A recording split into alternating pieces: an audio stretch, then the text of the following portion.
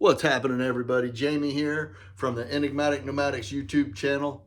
I'm over here trying to get things kind of settled in for the Christmas season. I'm about to go to Texas in about 10 days on the 1st, I believe, of January is when my flight leaves, to visit Becca, who went ahead of me. She's got her family there. And I was thinking about what happened to me today, and I thought I'd just share it with you. And maybe you could tell me if you could have a better way of navigating things. But I'm ordering, so I got the Walmart Plus, and I love having groceries delivered. I haven't been to a Walmart or a Safeway for a full-blown grocery shopping experience in 6 months. I don't know, maybe pushing a year. But I have one problem with it. I use Walmart primarily. I got the Plus account. They keep messing up my bananas. So what I do is I order like 5 bunches of bananas. I give a bunch of them to Mom, and then maybe I leave a bunch of them on the counter, and I freeze the rest of them. And you can get frozen bananas, but they're not, I think that they're really starting to turn just before that or whatever. They don't taste the same. They don't taste as good as fresh. So I just started dicing mine up, putting them in the freezer, throwing them in my container for my Ninja or my NutriBullet. And so that's what I do every day. And it's put weight on me, by the way, because I have no consideration for the amount of peanut butter I'm putting on it. Look, let me show you. This is the culprit right here. And I know it's the culprit, and I can't stop. I just can't stop. So anyway, so I got these bananas that I need. And I order 5 bunches, and I get 1. And that's kind of frustrating. Did I do something wrong? Usually if there's a problem, I'm the cause of it. So I think I'm doing something wrong. So I go back and look at my order. No, I ordered 5 bananas. So I call customer service, and they say, "Oh, we're sorry, we'll refund you."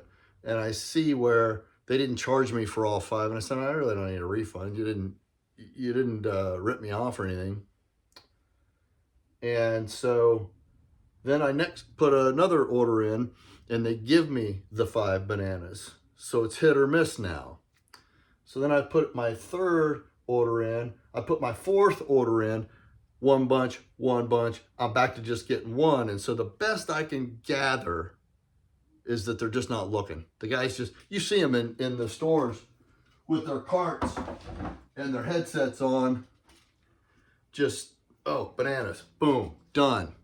They're not looking at the number. And so I'm not getting too upset about it. It's just bananas, right? But I'm going to place an order right now, and I'm trying to get a bunch of stuff for Mom for when I'm gone for a week. And so it's a big order. It's a bigger order than normal. And I go to put the 4 bunches or 5 bunches of bananas on there, and I think about that. And so I said, you know what? Today, I'm going to call, and I'm going to talk to whoever's in charge of the pickers and ask them if there's something that I can do, like leave a comment. Maybe I didn't notice that there's a little comment section on my order. You know, I'm usually very slow at stuff like this, and so I'm putting the onus on me. And so I call her and I'm asking her, and she's just not having it. She's saying, "Well, sir, we just put the order that's on the handheld in the basket. That's all I know to tell you." And I'm being congenial, right? It's just bananas, and I'm an affable guy. So I say, "Well, I'm ordering 5 and I'm getting 1. So what do you think I'm doing wrong is?" Again, I think she probably knows more about it than me.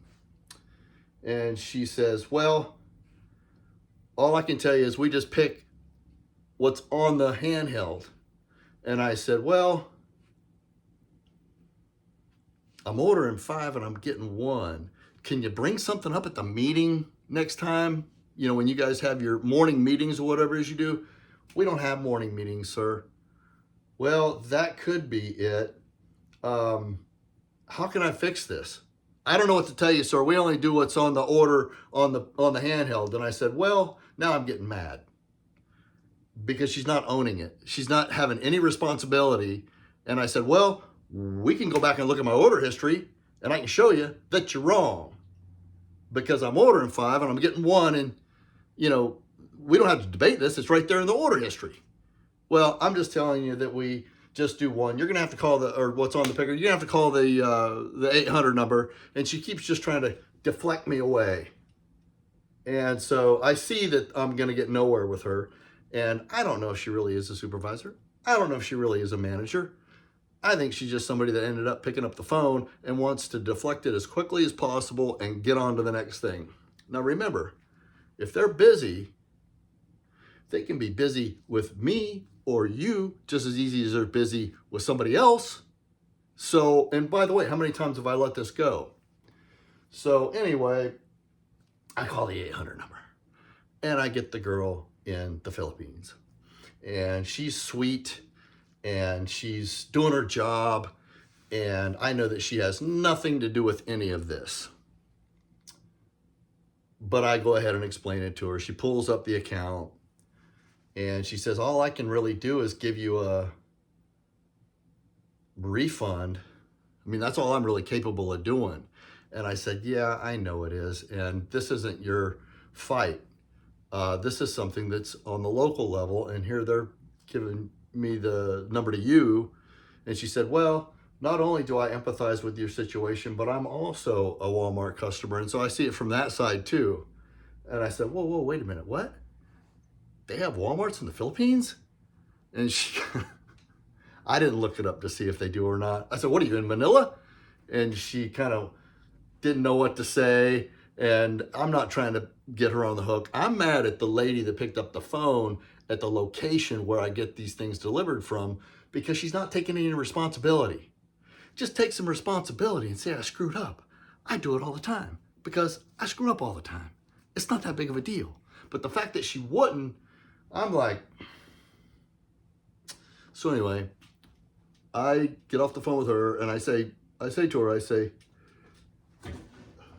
Mila, I know that you're just answering the phone and you're, you know, I understand what's going on. And so this isn't really your problem. Thank you for taking time today. And she said, wait, before you go. Oh, and I said, oh, and since this is a recorded message, to whoever who's listening, and I hope somebody's listened to this, you got Milo over here from the Philippines trying to fix a problem that's local. And it all starts because you don't have anything in place to allow me to communicate that I'm not getting the bananas. You don't have a fill in the comments with your order. You don't have meetings at the off, before work time or whatever. I mean, at the very least, they probably ought to have some kind of a blast that goes out to everybody's app that's picking that says, hey, we're having a problem with numbers here, because it's not my problem with the bananas. It's everybody's problem with them not looking at the order and seeing how many it is. So to make a long story long, I called back. I want to talk to the manager now. I'm upset, but I'm upset at the lady for not taking responsibility at the store level, more so than the bananas, because I'm thinking, maybe I can just order the bananas from Safeway if that's what it takes to get them right. But overall, the prices are better for Walmart, for everything else. I'm trying to sort through it. So I call and I get on hold. And I finally, I don't know, they hung up the phone, and it's probably something that just times out after 10 minutes or something. I'm working anyway. I don't care how long I'm on hold. So I call back, and then it occurs to me, I'm on hold the second time, that this isn't the time, man. It's like a couple of days before Christmas. I know they're spread thin. They are probably strapped for workers. They're strapped for budgets to hire more people. You go into Walmart right now. Tell me how many people are working the registers if you've been there in the last few days, because I'm guessing that there's a lot of registers that are not in use. They're just closed and have the rope across. Why? I've never seen a person manning the station of every register at Walmart ever. Ever. So why are you even putting them in? If you want everybody to use the automated, even before the automated. So I guess at the end of the day, what I'm trying to say is, I don't know what I'm trying to say. That was my experience. Hope you guys are having a good time. I'll leave you with this. See, I got a bunch of these. My Jack Daniels. So, mailman, I'm gonna wrap it and put a bow on it. The trash men come, I think they come the day after Christmas because I didn't think in time. They're all getting one. So remember throughout the whole year when you're putting something out with the trash and it's really not in line with the terms of service and you're kind of hoping they'll take it. Hey man, I appreciate what you guys do all year. Merry Christmas. Just an idea for you. Other than that, I got a turkey for mom. And, oh, another thing I've been up to lately, picture frames. Check this out. I've been going to the thrift store and buying picture frames. And I got a printer that prints out photo quality images. So let me see if I can do this. So I go down. So I go down. So now, these are all frames that I bought from Walmart. Here, let me take it off the thing. Okay, I lost you. I got you back. So now, I've got all these pictures. Some of them are Becca's family, Becca's sister's daughter. But there are adventures. I got